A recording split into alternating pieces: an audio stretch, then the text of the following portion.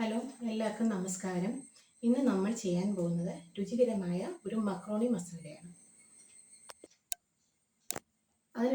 അതിനുവേണ്ടി 200 gram macaroni എടുത്തിട്ടുണ്ട്. അതിനുവേണ്ടി വെള്ളം തിളപ്പിച്ചിട്ടുണ്ട്. അതിലേക്ക് നമുക്ക് ആദ്യം 1/2 സ്പൂൺ ഉപ്പിടാം.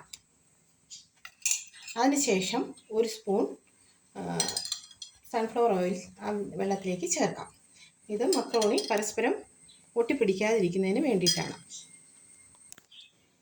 ഇനി വെള്ളം നല്ലതായിട്ട് തിളച്ചിട്ടുണ്ട്. നമുക്കതിലേക്ക് മക്രോണി ഇടാം.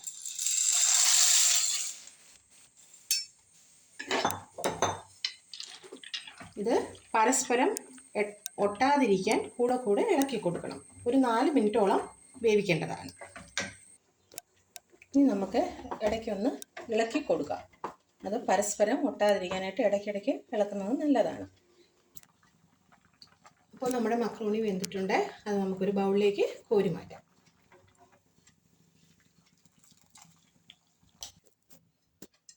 ഇനി നമുക്ക് ഒരു പാൻ വെച്ച് അതിലേക്ക് 2 ടേബിൾ സ്പൂൺ സൺഫ്ലവർ ഓയിൽ ഒഴിക്കാം.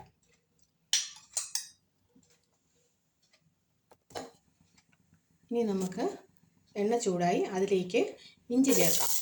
ഇഞ്ചി ചെറുതായി കൊത്തിയരിഞ്ഞത്. ഇഞ്ചി വഴറ്റിയതിന് ശേഷം വെളുത്തുള്ളി ചെറുതായി അരിഞ്ഞത് ചേർക്കാം. ഇനി നമുക്ക് സവാള ചേർക്കാം. ചെറുതായി പൊടിയായി അരിഞ്ഞ സവാള. അത് ഒരു മീഡിയം ടൈപ്പ് 2 സവാള അരിഞ്ഞതാണ്. ഇത് ചുമക്കെ വഴണം.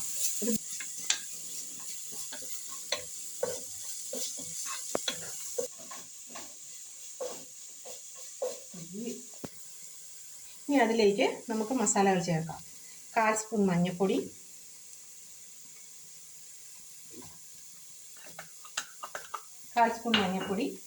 1/2 സ്പൂൺ മസാല, 2 സ്പൂൺ മുളക് പൊടി. എല്ലാം കൂടെ ചേർത്ത് വഴറ്റുക. ഈ സവാളയിൽ തന്നെ. ഇനി ഇതിലേക്ക് ചെറുതായിട്ട് ഞുറുക്കി വെച്ച തക്കാളി ചേർക്കണം. തക്കാളി നല്ല ചെറിയൊരു പേസ്റ്റ് പോലെ വഴണം. അതുവരെ നമ്മൾ തുടർച്ചയായി ഇളക്കി കൊടുക്കുക. ഇനി ശകലം ഒരു 1/2 സ്പൂൺ ഉപ്പും കൂടെ ചേർക്കുക. ഉപ്പ് പാകം അല്ലെങ്കിൽ ശകലം കൂടെ നമുക്ക് ചേർക്കാം.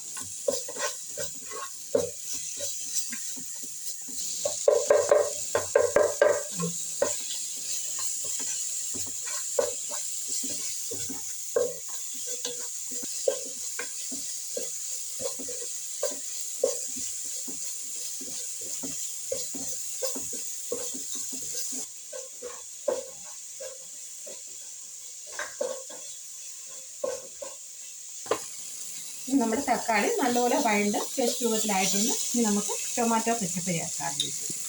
2 സ്പൂൺ ടൊമാറ്റോ കെച്ചപ്പ്.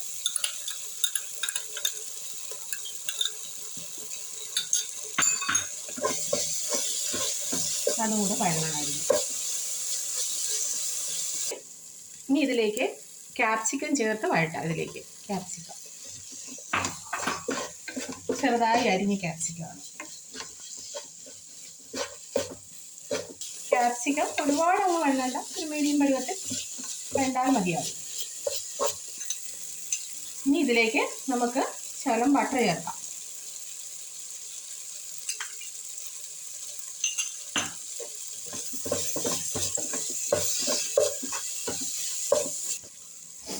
ഇനി ഇതിലേക്ക് നമുക്ക് പാസ്ത ചേർത്ത് വഴറ്റാം.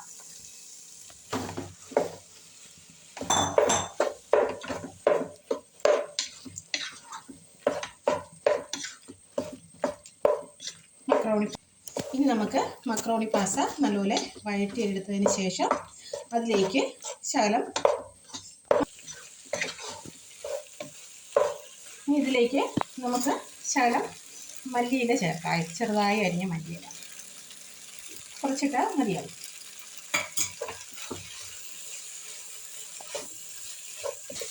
ഇത് ഒരുപാട് ഡ്രൈ ആവരുത്. ഒരു പരുവത്തിന് ഇളക്കിയെടുക്കുക.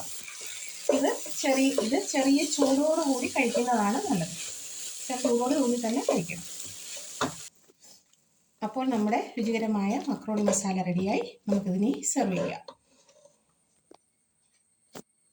അപ്പോൾ നമ്മുടെ മക്രോണി മസാല റെഡിയായിരിക്കുന്നു. ഇനി എല്ലാവർക്കും ഇഷ്ടപ്പെട്ടെന്ന് വിചാരിക്കുന്നു. എല്ലാവരും ലൈക്ക് ചെയ്യുക, സബ്സ്ക്രൈബ് ചെയ്യുക, ഷെയർ ചെയ്യുക.